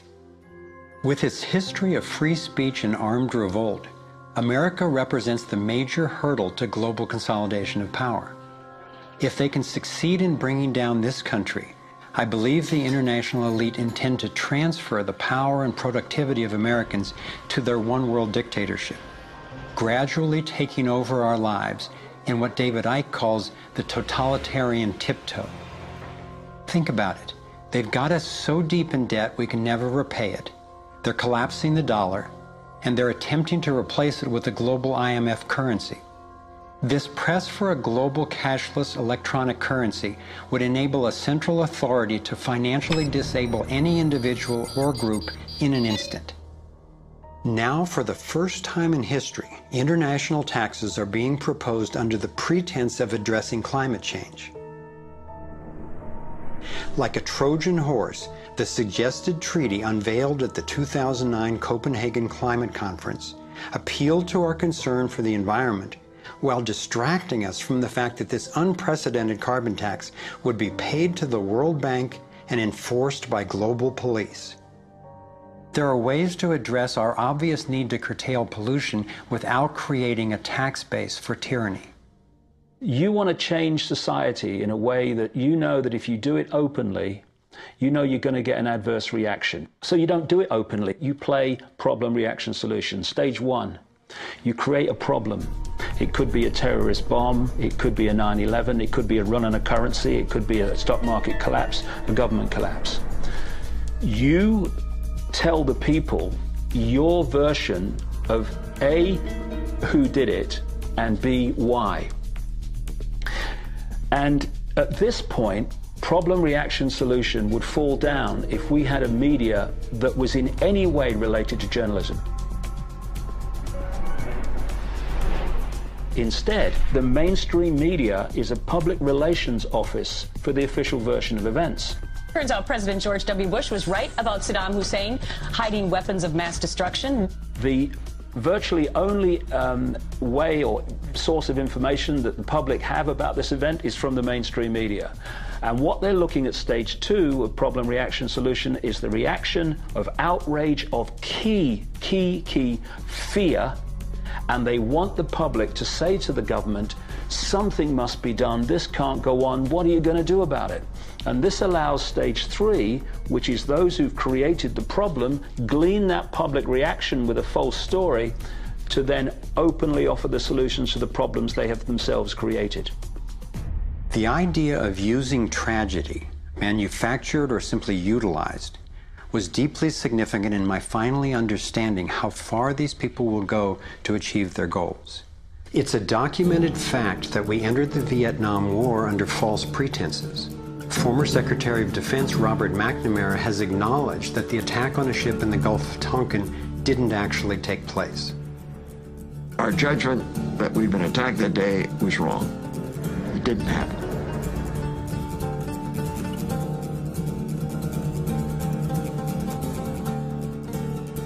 More recently, former President Bush used non-existent weapons of mass destruction as a pretext for invading Iraq. Tactics like this are sometimes referred to as false flag operations. An increasing number of people believe that 9/11 was a false flag operation by the global elite in order to set the stage for taking over Middle East oil and dismantling U.S. constitutional protections. There are lives in the balance. There are people under fire. There are children at the cannon. There is blood on the wire. There is blood on the wire. There is blood on the wire. There is. Most of what's needed for a police state is actually already in place. Right now in America, any of us can be imprisoned without warning or due cause, and we can be kidnapped, tortured, and assassinated legally if the government decides what we are doing is a threat to their plan. All they have to do is name us as a suspect in their so-called war on terror. We're being watched more and more. In 2010, there were 30 million surveillance cameras recording us in the US alone.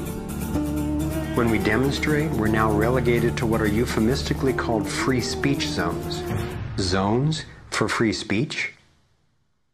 Every phone call and email we send is collected and archived and can be inspected at any time. Our driver's licenses and passports have computer chips implanted in them to track our every move. And now hospital patients are getting these same chips implanted under their skin. In fact, it was Procter & Gamble who developed these chips, initially for tracking their products.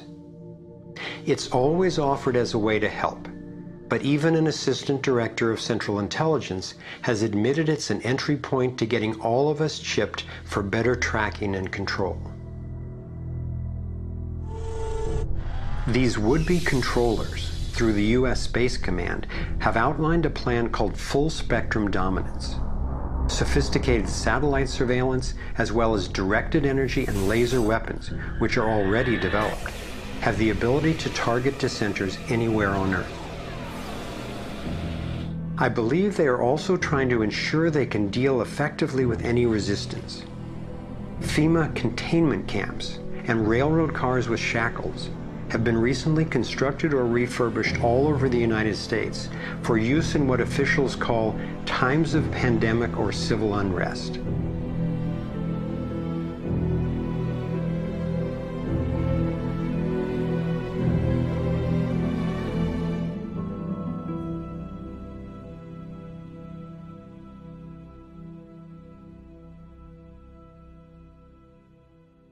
There's one more brutal realization about the global domination agenda that I need to share.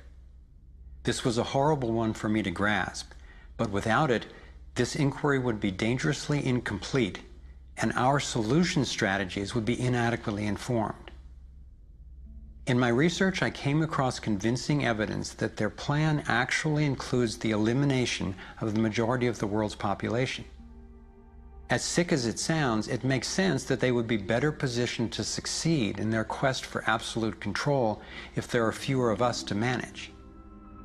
Every time I've thought they wouldn't do that, I discovered I was wrong.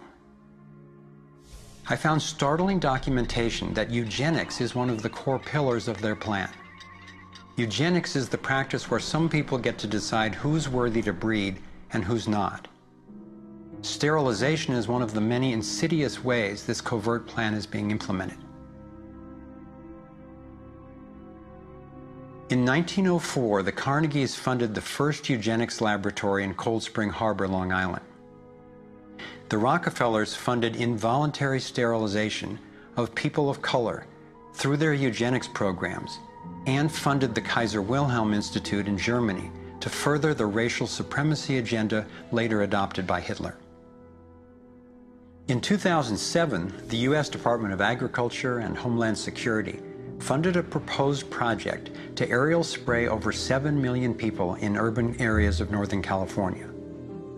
After citizens organized against the plan, officials were forced to reveal that the spray included multiple toxins that can cause disease and disrupt the reproductive cycle.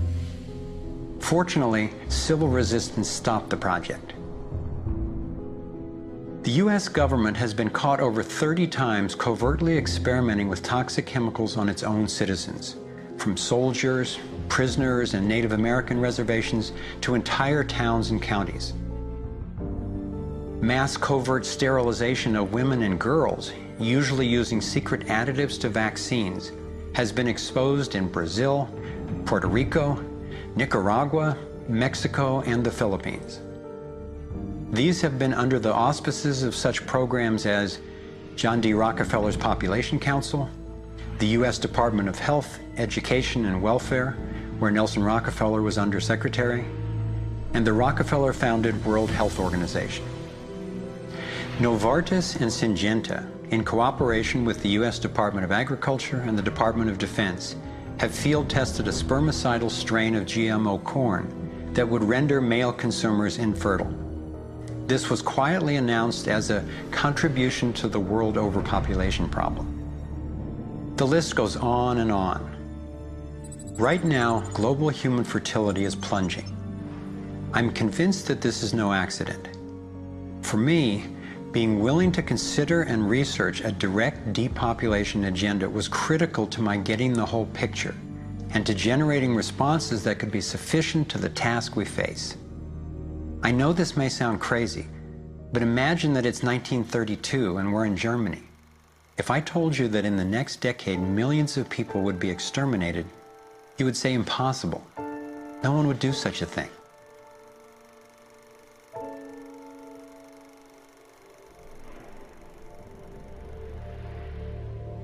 This is what depopulation looks like today. I'm convinced that I'm not overstating the case. Could I be wrong? Perhaps. But what if I'm not? We are at a critical fork in the road in human evolution. One road is leading toward tyranny and possible self-destruction. The other would lead us to a peaceful, healthy civilization based on honoring the rights and freedom of every single person on the planet.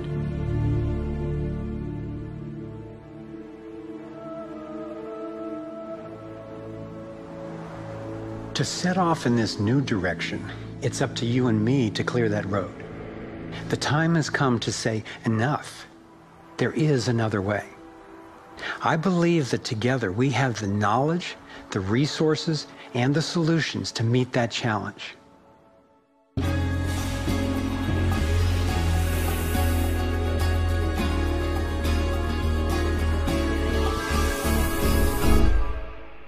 I see this process as nothing less than a struggle for the soul of humanity. It begins with a shift in worldview, answering the question, who are we really? What is human nature? Are we humans what the elite would have us believe? Stupid, greedy creatures who, if left to our own devices, would devolve into violence and chaos, and so for our own good must be ruled over by a self-appointed elite? Or are we naturally caring and creative?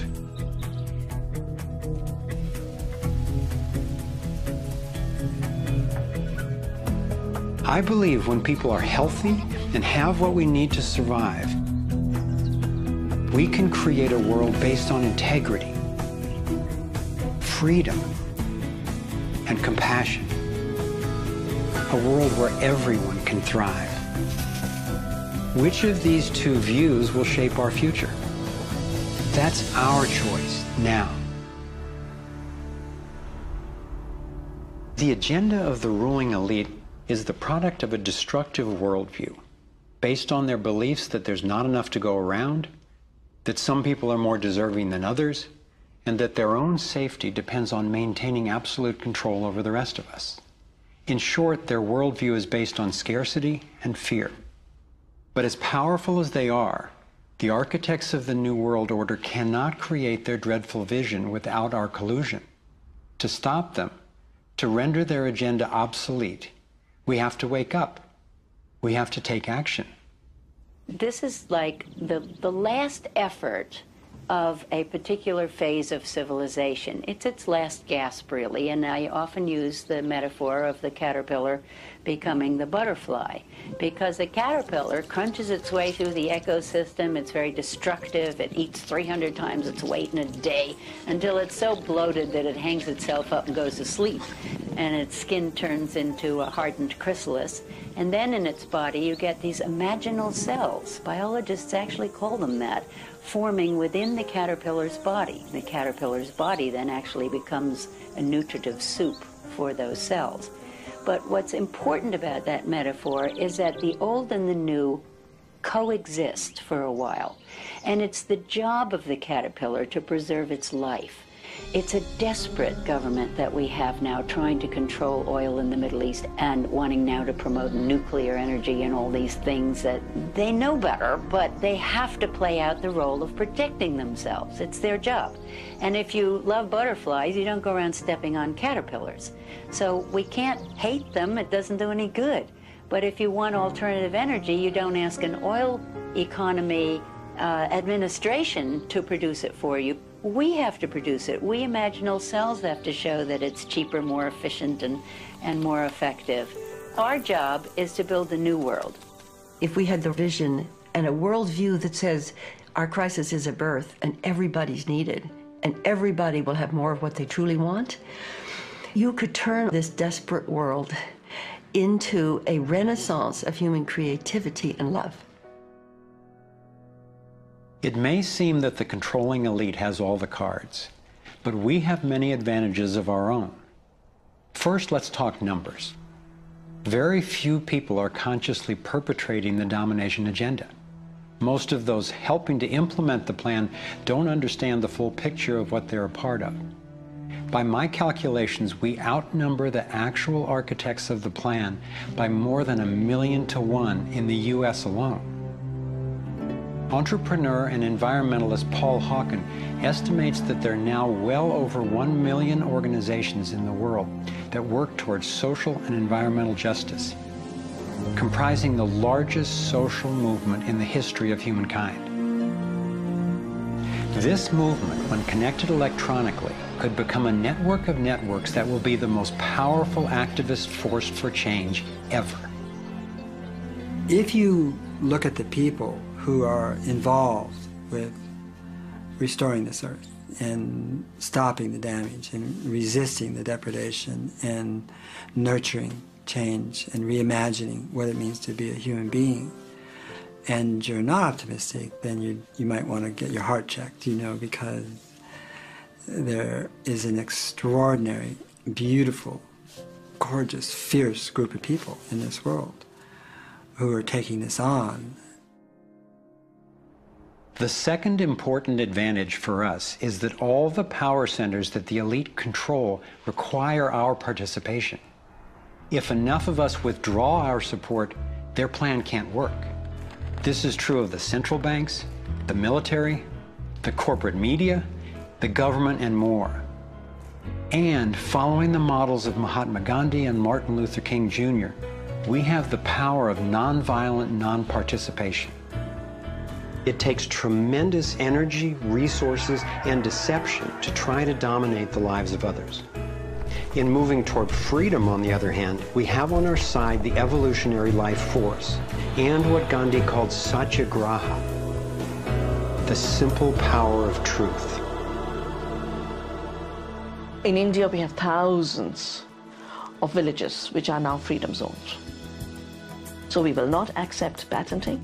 We will not cooperate with it, just like Gandhi did not cooperate with salt laws.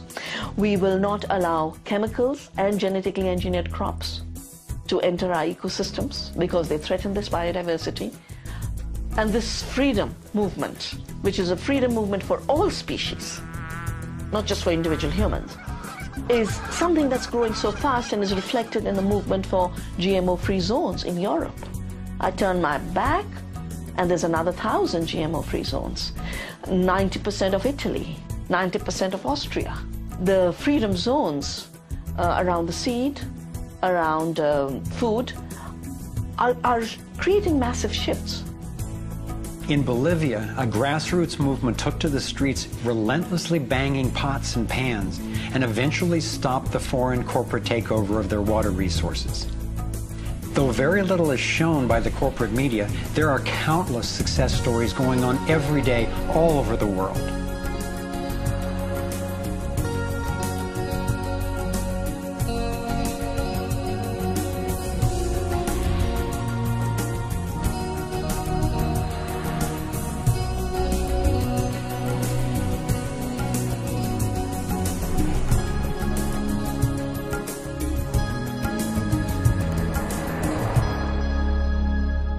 I wasn't willing to make this film until I knew there were responses that are a match for the crisis. And now the power of the internet enables us to share the breadth and the depth of this research. We've spent years creating a vast website, thrivemovement.com, that brings it all together and makes the information and what we can do about it accessible to everyone. Here you have your very own Navigator module to go deeper into the main subjects covered in the film: code, problem, and solutions. You can study strategies and tactics and connect with others to take high-leverage actions. Every fact stated in this film has been independently verified, and the reference is on our website. This sector navigator facilitates whole systems thinking that recognizes that actions in one area impact all the others. The center of the sector navigator is worldview, because it determines how we experience everything that happens within and around us. In every sector, you'll find critical issues, resources, group strategies, and individual actions to peacefully and productively affect real change. Our resource tree will link you to the people, organizations, and media that we most recommend to help you get more fully educated and engaged. I was encouraged to find that there are a minimum number of actions which, working together, can tip the scales. It's not endless. Once we see the big picture, we'll look at what each of us can do to help accomplish it. Let's take a look at the strategic antidotes to their economic domination. We need to stop any more bailouts of banks or corporations, dismantle the Federal Reserve, withdraw taxpayer support from central banking agencies such as the IMF and World Bank, allow development of alternative currencies and independent banks, and refuse international taxes. My main emphasis is on solutions in the U.S., because that's what I know best. But just as the predicament is global, so are the principles on which the solution strategies are based. Here are some tactical actions that we can take as individuals that don't take much time or money to make a real difference right now. Get informed, speak up, and connect with others. Bank locally. When we move our money out of the big centralized banks and into locally owned banks and credit unions, we defund the problem and fund the solution all in one move. Buy and invest responsibly. Every dollar you spend sends a message. Join the movement to audit and end the Federal Reserve. It's robbing us. Join a coalition to keep the internet fair and open. Don't let anybody take control over it. Support independent media. Get your information from diverse sources and think about who's funding the news you get. Support organic, non-GMO farming. Join movements to bring about honest elections, including traceable paper ballots and campaign finance reform. Congress can only be accountable to us when corporations stop funding them. Advocate for renewable and new energy technology. Bring the conversation about free energy out into the open. It will transform the power dynamic on this planet faster than anything in recorded history.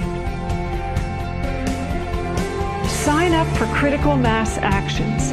It's a strategy to leverage our power by waiting until a huge number of us agree to participate before taking an action. imagine 1 million of us acting in unison. Then again, imagine even more.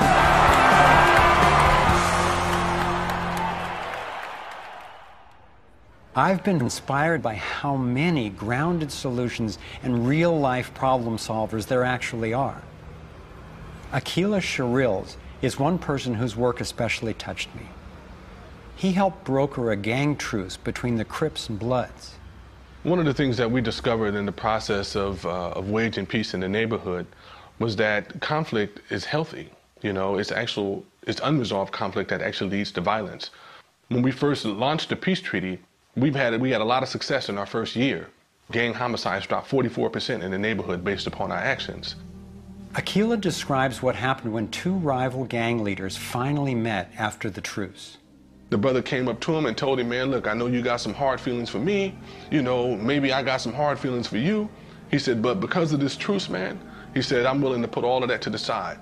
And he stuck out his hand. He hugged him and he said he closed his eyes because he was preparing for a sharp, a knife to enter his back. He was waiting for for a bullet, to be shot into his stomach. But he said after a few moments, he held that embrace. He realized that, that it was genuine. I believe that having a clear picture of our potential is as important as uncovering what stands in its way. So I want to take you to a possible world of the future. It's a world the elite would have you believe is an impossible pipe dream, but I'm convinced it's a world that is utterly within our grasp. We can create a world where people can thrive, where we can feel safe and secure. The air, water, and food are clean. A world where communities are capable of producing their own energy and food, and trade is open and fair. Rather than focusing on punishment, instead justice restores lives and losses. Insurance pays doctors to keep people healthy. Education is voluntary, serving the needs of individuals instead of corporations. We get honest feedback from independent media. There are no subsidies and no bailouts. Imagine that with an honest money system, little or no taxes, and low electric and fuel bills, you would have the money to pay off your home and car and be free to save and invest. You would enjoy more wealth, freedom, and security, all while working the same or probably less. Let's say I started a mutual fund for my neighborhood, and all the neighbors had stock, okay? And so they healed the environment and their stock went up in value. So instead of getting drained financially, they're making money. They're making money from things that make their kids safer and prevent the planet from dying. So you kind of have your cake and eat it too. Instead of working all week to make money and then coming home and trying to save the planet on the weekends, you can spend Monday through Friday making money saving the planet and then, go to the beach. This vision of a thriving world is based on what could be called the liberty perspective. There is a simple principle that underlies this approach: non-violation.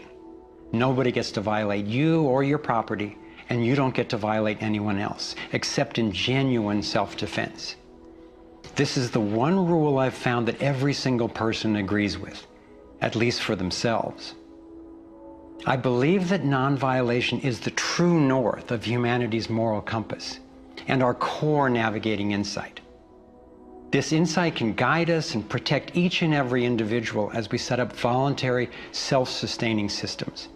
It is a way of living that I can stand for wholeheartedly and without reservation. I've been profoundly influenced by the work of Austrian economist Ludwig von Mises, who developed a whole philosophy and economic system based on the core ethic of non-aggression. Motivated by having witnessed the ravages of communism and fascism in Europe, he committed his life to finding a just way. He recognized that those systems, as well as socialism and even democracy, wrongly assume the rights of the collective, or the group, to be more important than those of the individual. I had always gone along with the view that more people will thrive if we consider the group's needs above the individual's, But when I took a closer look, I found it doesn't really work that way. In the name of what's best for the group, governments have been responsible for most of the war, death, and destruction on the planet. More than 200 million individuals were killed in the 20th century alone. So how would applying the principle of non-violation change this dynamic? It would take us from incremental change of a fundamentally flawed system to a complete transformation where not just some, or even the majority, but everyone could truly have the opportunity to thrive.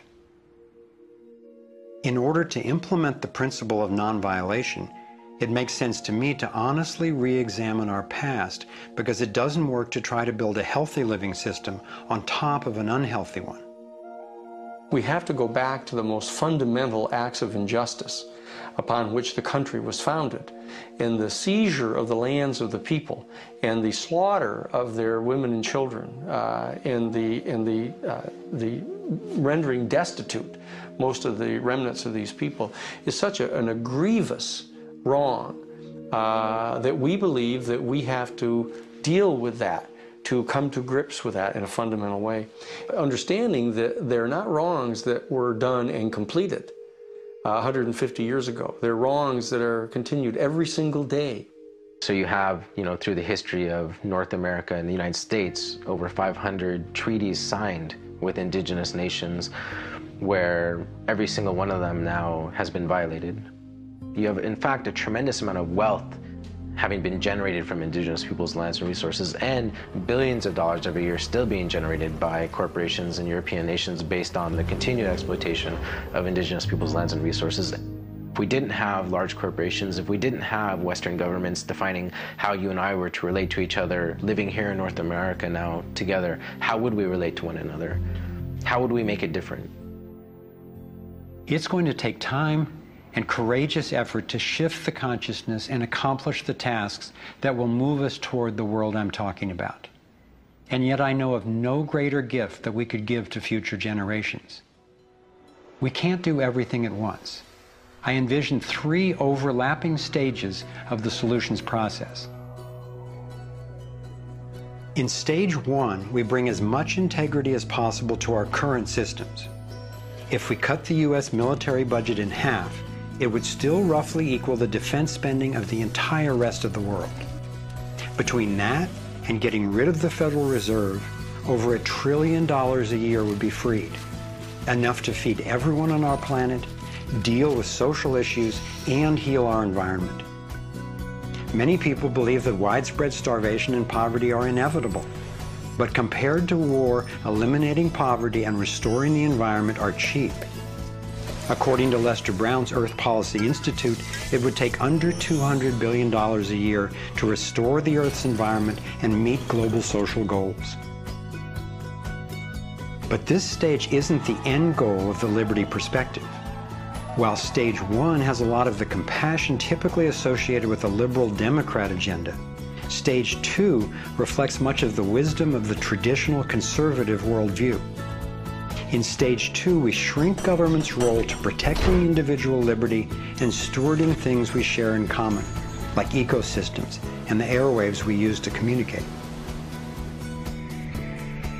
As the system gains integrity and we move to sound currency, people will have enough money to have more control over everything that affects them. Stage 3 grows out of the increasing freedom that people gain in stages 1 and 2, as they have more money and more time. There is no involuntary tax and therefore no involuntary governance. There's no monopoly on force. There are rules, but no rulers. Rigorously protecting individual rights turns out to be key for honoring our interdependence. We can be distinct and unified at the same time. As utopian as this can sound at first, I've been thrilled to see how much practical thinking has been done to deal with tough issues like healthcare, crime, and education. These 3 stages validate the best of both the liberal and conservative perspectives that have divided us for so long, and then reconcile them at a new level, around non-violation, a core ethic we all share. Stage 3 honors human incentive and finally includes the rights of not just many, not just most, but everyone. The Torus provides a template for a society based on integrity and wholeness. It conserves what's working. It has built-in feedback so it can self-correct and innovate to maintain balance. We can apply these and other features of the Torus dynamic to our human social systems. I truly believe that aligning consciously with the fundamental life energy pattern at every level, physical, emotional, mental, interpersonal, and environmental, is ultimately the art, the science, and the celebration of love. And that's what we're here to learn. The fundamental insight of our interconnectedness changed the way I approach everything. In my own life, I found a practical expression of this philosophy in the modern, nonviolent martial art of Aikido. It offers powerful guidance on how to respond effectively and non-aggressively to the global domination agenda. Morihei Ueshiba, its founder, taught that to practice Aikido, one must mimic the movements of atoms and galaxies. Just as free energy technology blends with the toroidal pattern to access unlimited power, Aikido, the way of harmony, blends with the energy of an attacker, redirecting it to peaceful resolution.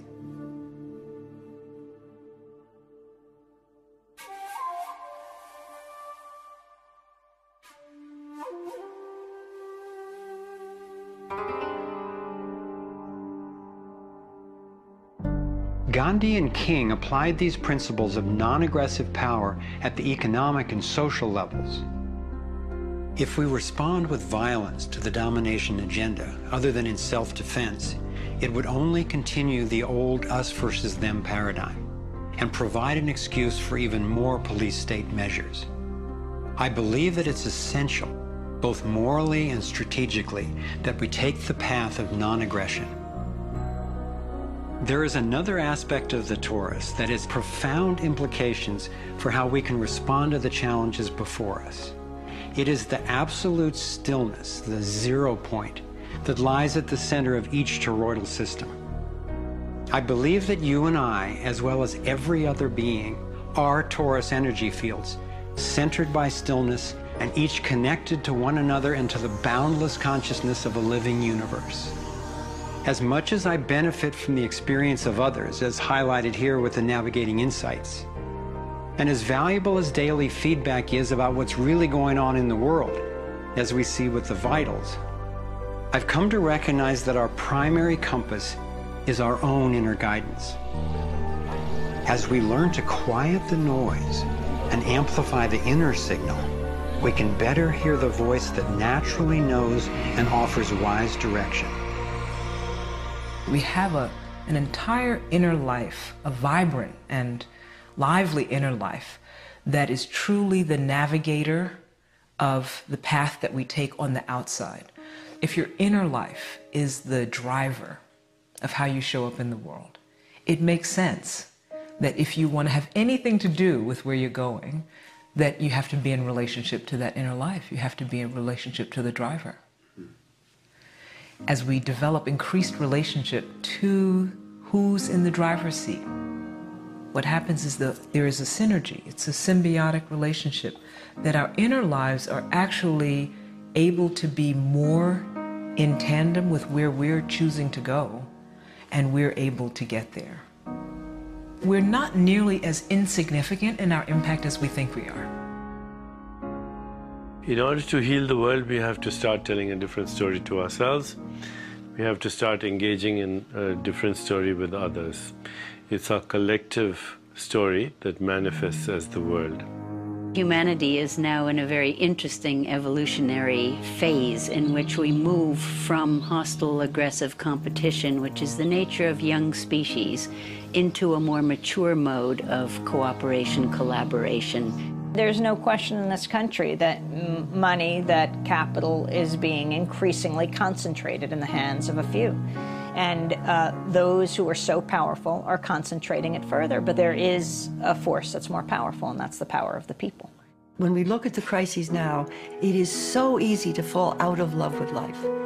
It is so easy to get pessimistic and desperate. But from my perspective, the crisis has matured to the point of being on the threshold of mass awakening, and that feeling inside me gives me the vitality to know that no matter how small what I'm doing looks to me in the face of these huge problems, that the impulse of evolution is not small. And when it's in everybody who's waking up, it's huge. And as more and more of us are waking up, linking up, and daring to speak up, the scheme for global domination is being exposed. And we're discovering solutions that can create the world we yearn for and deserve. Again and again throughout history, when people have recognized tyranny rearing its cruel head, they've come together and stood up for liberty. I am confident humankind will look back on this period and be proud that when we saw, we acted. Thank you for coming on this journey with us. I'm convinced we have what it takes to thrive. Let's make it happen.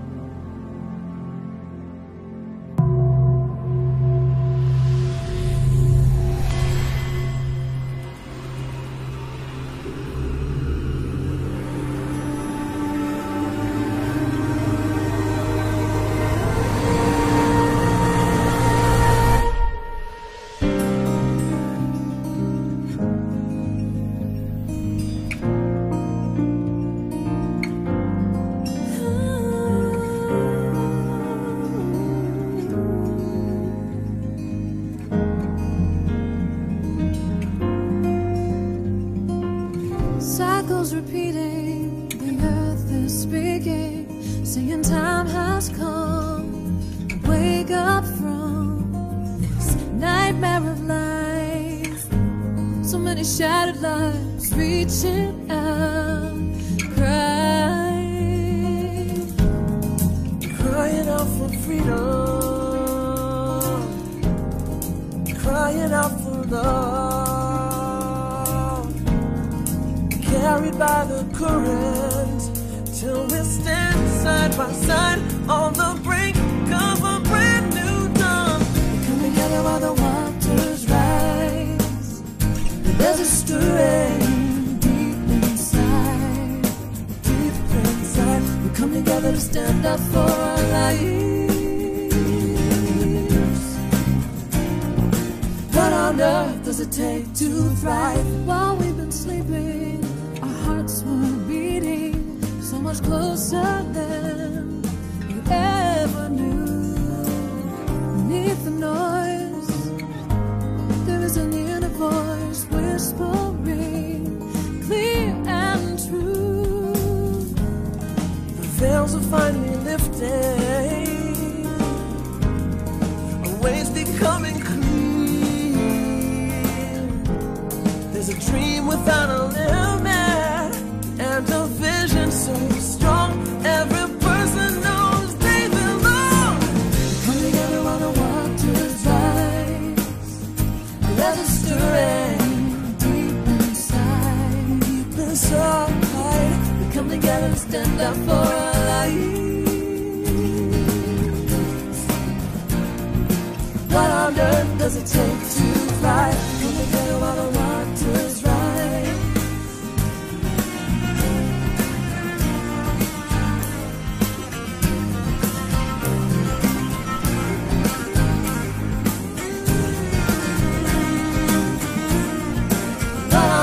Does it take to thrive out in the open? Thrive healing what's broken.